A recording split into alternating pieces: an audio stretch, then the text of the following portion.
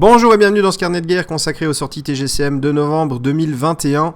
Et on sait tous et toutes que à ce moment-là, on a une figurine de Noël édition limitée, on a tout un tas de sorties en fait pour nous permettre de passer les fêtes comme il se doit, et cette année, ça n'a pas non plus manqué. Je vais commencer par Firber, et j'aimerais rendre déjà hommage à Étienne Wilhelm pour son magnifique concept. J'adore ce concept, il est absolument fantastique. Bravo Étienne. Et j'adore également la figurine et la peinture, toutes deux réalisées par Emmanuel Pontier. Bravo à vous deux pour cette œuvre magistrale. Je trouve que cette figurine est absolument superbe. Je la kiffe grave. Donc elle est vraiment bien. Vous avez la figurine sur un socle de 40 mm et puis vous avez son petit chaudron. Son chaudron sur un socle de 80, et vous avez également 4 chaudrons supplémentaires qui sont sur des socles. Alors je sais pas quelle est la taille du socle, on dirait des socles de 30.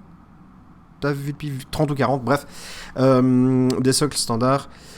Mais du coup, qu'est-ce qu'on a ? Qu'est-ce que cette figurine édition limitée de Noël va encore nous apporter ? Parce qu'on sait également que c'est du grand porte-nawak la plupart du temps et que ça donne des trucs bizarres. Alors, Firber, druidisme, 100 pièces d'or, constitue 3 dextérité 6, force 2, mental 6, 5 mouvements, 10 PA, 22 points de vie, Tonsuting, un truc dans le genre. 8 PA, aucun briscard ne peut effectuer d'action offensive hors scénario jusqu'au début du prochain tour. Firber subit 11 dégâts insoignables à la fin de son activation. Andara Andil, 2 PA une fois par briscard par tour. Un briscard allié à 3 brasses récupère 2 PA. Vat ne subit aucun dégât ni effet issu des actions offensives à distance.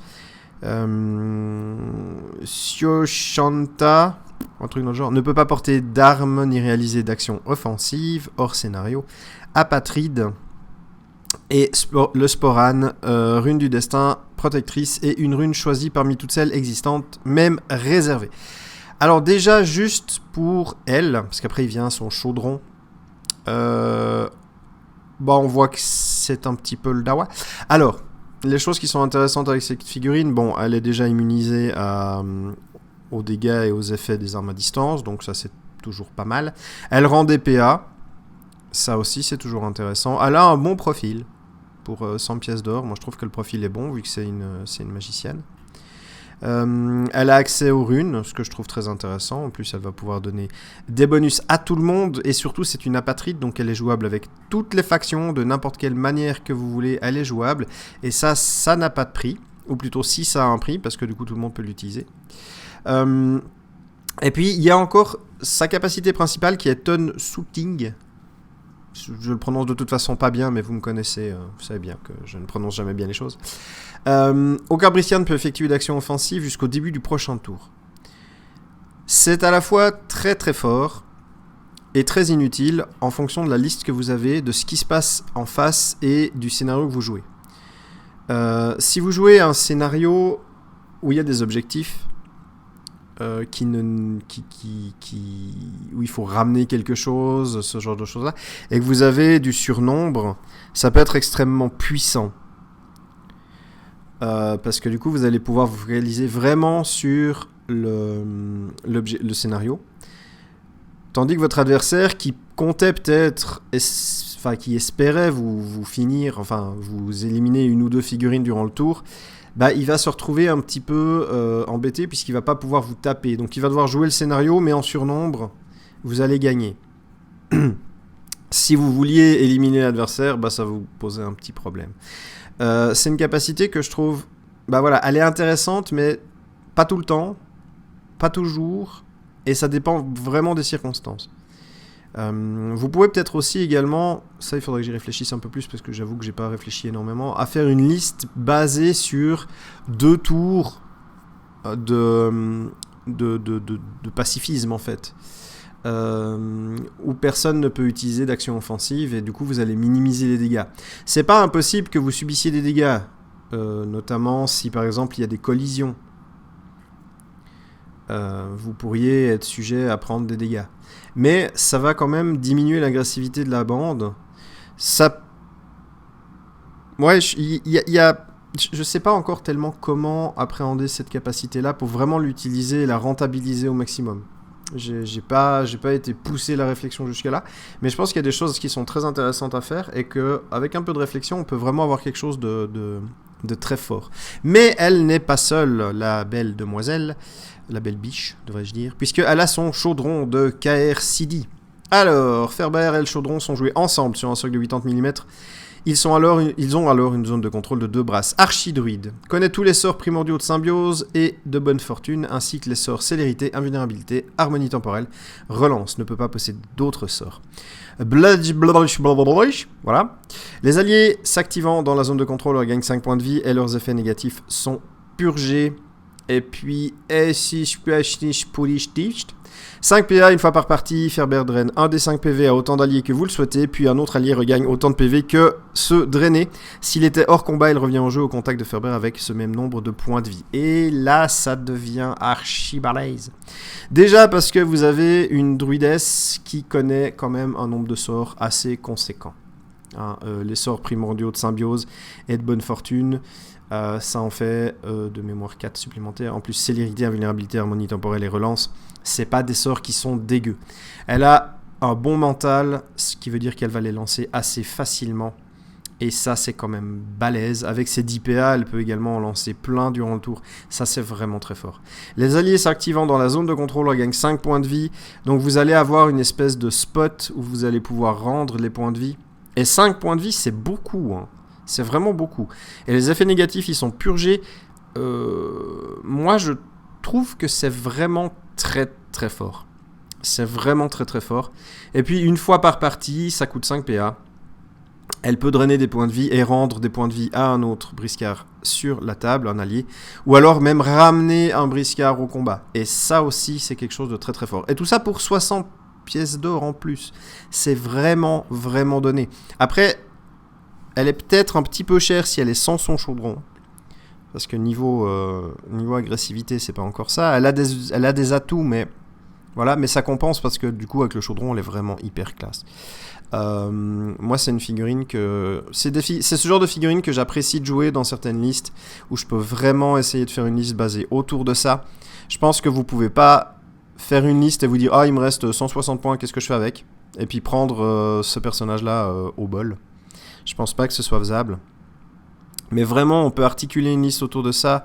Il peut y avoir plein de combos qui sont utilisables, plein de combos qui sont possibles. Il peut vraiment y avoir énormément de choses qui sont faites avec cette figurine-là. Encore une fois, c'est une figurine de Noël qui va amener qui va changer la manière qu'on perçoit le jeu. Ce sera sans doute pas une liste très classique. Et il y a vraiment des choses... J'ai pas réfléchi, comme je l'ai dit, j'ai pas réfléchi plus loin que ça à savoir ce qui peut être fait, mais mon instinct me dit qu'il y a des choses qui peuvent être vraiment, vraiment hyper cool à faire avec cette figurine-là. Et avec toutes ses capacités de soins, de résurrection, de protection et de pacifisme, moi j'aime énormément ça. Après tout, c'est Noël, hein, on fait un petit peu la paix, on arrête de se taper dessus 2 minutes, ça fera du bien à tout le monde. Donc j'aime vraiment, vraiment cette figue. Elle est superbe, elle a une classe monstrueuse au niveau de sa présence physique. Je pense que les petits tonneaux serviront à un scénario. Je sais plus s'il y a un scénario avec ou pas dedans. Mais en tout cas, vraiment une figurine de toute beauté. Moi, j'aime énormément cette figurine-là. Et puis, le concept déjà m'a fait des guillis partout. Donc, c'était vraiment top. Je suis absolument pas déçu. Pas une seule fois, en tout cas, de cette figurine-là. En tout cas, bravo. C'était vraiment, vraiment un coup de maître. On passe à un duo de Maok, les Siamois. J'ai très mal fait ça. Et donc, figurine réalisée par Tommy Tellier, peinture Gwenal Jouy-Boulard. Bravo à vous deux pour ces magnifiques guerriers Maok. Est-ce qu'ils vous font pas penser à ces deux espèces de salopards dans La Belle et le Clochard? Moi, je les ai vus, j'ai tout de suite pensé à eux.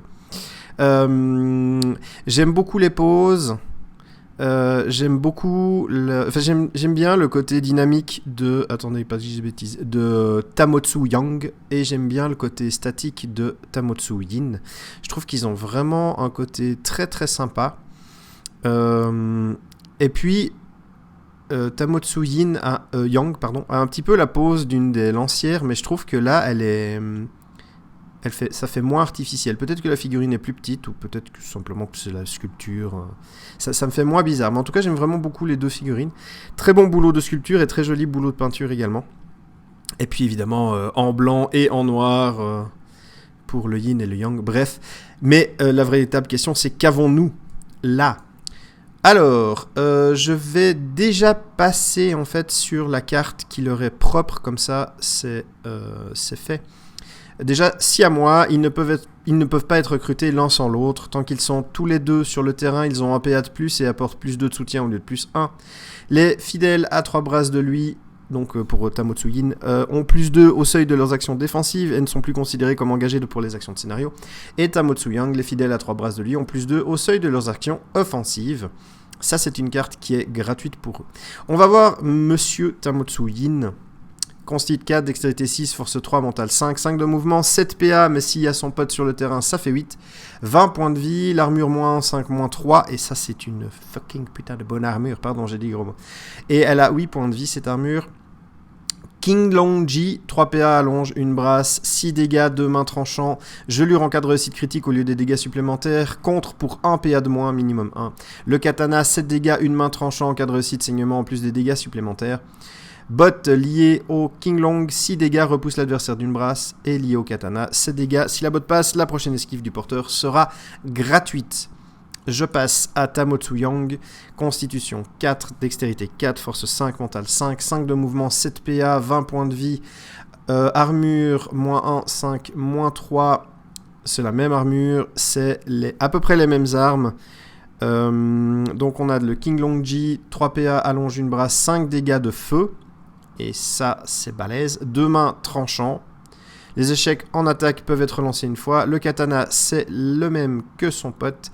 Et puis, il a la botte liée au King Long. 4 PA, 5 dégâts de feu sur chaque ennemi dans son allonge. La botte liée au katana est la même que celle qu'il a. Alors, ce duo est absolument génial. J'adore. Il est archi top. Je suis peut-être un peu trop enthousiaste, mais en tout cas, je trouve vraiment bien. Alors, il y a toute l'histoire du yin et du yang. Donc, vous en avez un qui fait des gelures et des dégâts qui fait des dégâts supplémentaires. Enfin, ça peut être un dégât de froid. Et puis l'autre fait des dégâts de feu. Donc, il y a déjà tout ce côté-là que je trouve très bien. Et puis, pour 180 pièces d'or, on a quand même 2 figurines qui sont très fortes, elles font énormément de dégâts, que ça soit avec le King Long ou avec le katana. Vous avez 6 dégâts, 7 dégâts et vous avez 5 dégâts de feu pour le Yang, qui va du coup demander un jet de morale à faire après. Moi je trouve que c'est vraiment hyper balèze. L'allonge de une brasse aussi, elle est très très bien. Et puis vous avez les bonus qui sont inhérents au fait qu'ils soient les deux. Donc si vous décidez de les jouer ensemble, ils vont se donner des soutiens à plus 2. Ce qui permettra à Yin de mieux toucher, parce que sa force de 3 n'est pas énorme pour toucher. Tandis que la force de 5 de Yang, tout de suite, ça va taper plus fort. Par contre, tout ce qui est esquive et défense, si vous utilisez Yin, ça sera vraiment ce sera plus facile, parce qu'avec son 6 de dextérité, il est très bien. Le 4 n'est pas mauvais, mais le 6, c'est quand même excellent. 5 de mouvement, ça va très vite, une très bonne armure. 20 points de vie, avec l'armure, ça va les faire tenir plus longtemps. Moi, je trouve vraiment que ces figurines sont extrêmement cool.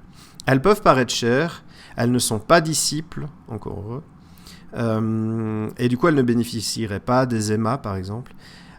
Mais je trouve qu'elles sont vraiment hyper stylées. C'est vraiment dans la veine Maok.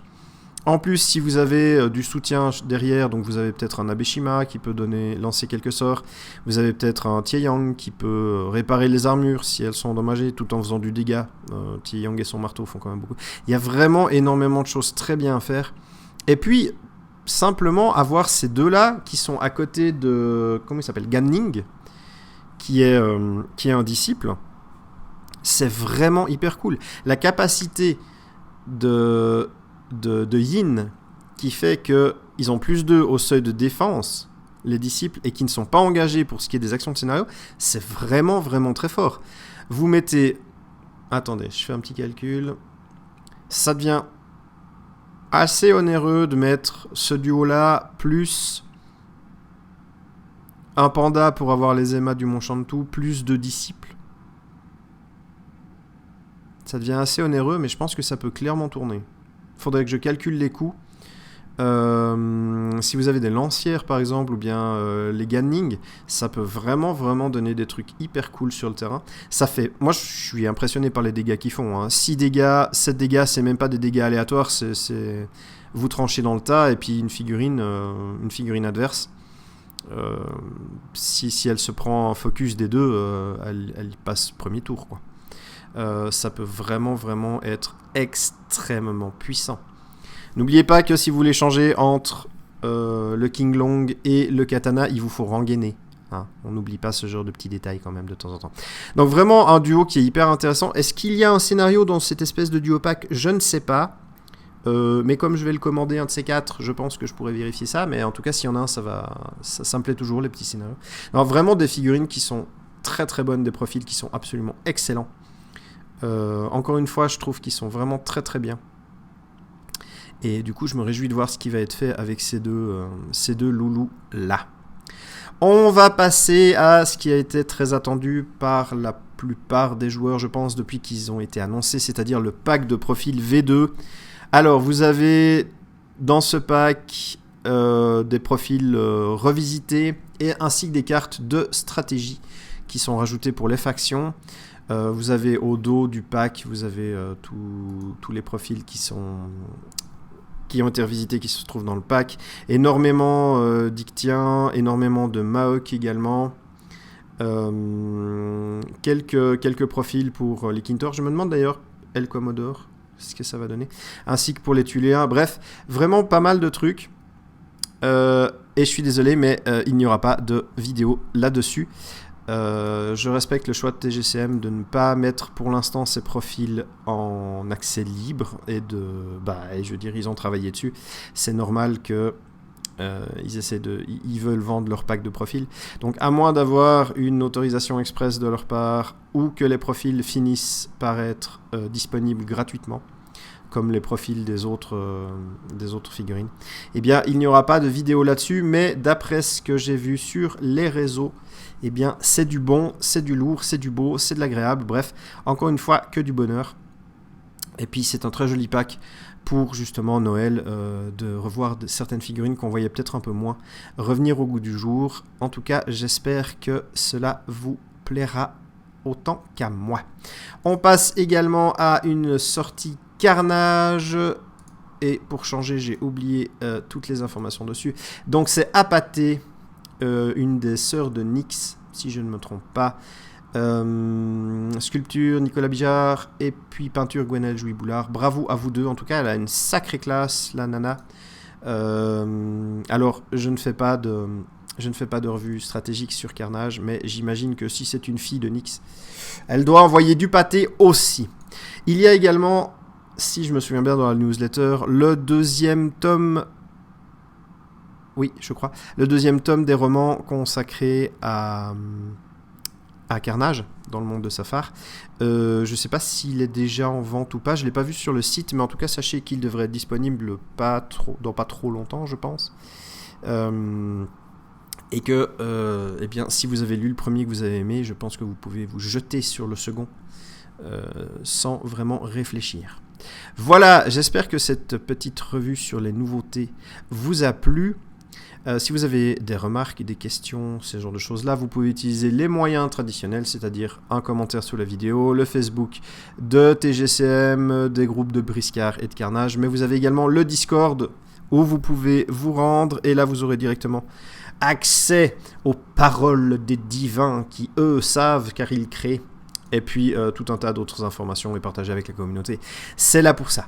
Je vous souhaite de passer d'excellentes fêtes. Je vous souhaite de passer un joyeux Noël si vous fêtez Noël. Et puis d'ici à la prochaine vidéo, eh bien, que les dés soient avec vous.